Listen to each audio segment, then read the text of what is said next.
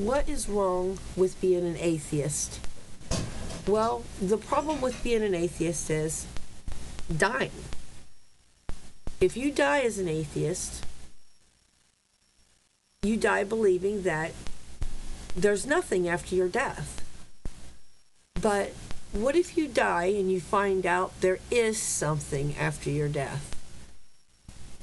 And I would say that it's better to be safe than sorry. All evidence points that we have a creator. If you think about the Big Bang, you wonder how all those things came together to create that Big Bang. Well, you think about the atoms and the molecules and the gases, and you got to think about even the smallest things, the particles. Where did any of that come from?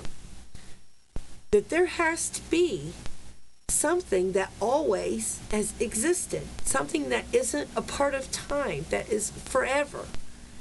And to ignore that thought is dangerous. When you're laying on your deathbed, you don't want to feel like, it's very scary to die as an atheist. I've known many atheists in my life, and the scariest part of their life is when they're laying on their deathbed because they do not know what's going to happen to them. They hope everything just ends because they never accepted Jesus in their heart. But I think that there's a rude awakening. I believe that when you look at a person, when they die, you can see the spirit leave their body.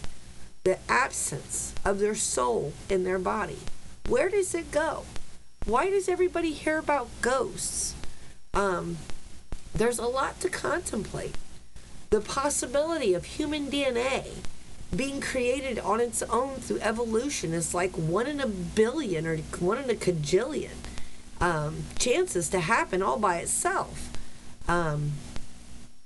Atheism is just a scary thing. The scariest thing about being an atheist is to die. Because what if you're wrong? What if you die and find out there's more? What then? What do you do then? Do you tell God, oh, I'm sorry, I understood that the Big Bang couldn't possibly have happened just all by itself and stuff doesn't appear out of thin air. And then I know we've got the most ancient book in the whole world that tells us about Genesis and what happened to the big disappearance of the dinosaurs, the mass distinction. Look at Genesis, the book of Noah, or the story of Noah, I mean. It tells you there. They died in a flood all at once. That's why there's a big mass of dinosaur bodies, and they say all died at once. Well, they don't know how. Well, Genesis tells us. We have something that does tell us what was going on back then. Why a woman has more ribs than a man? Because God made Adam, and then he made a woman from Adam, which is why it's woman.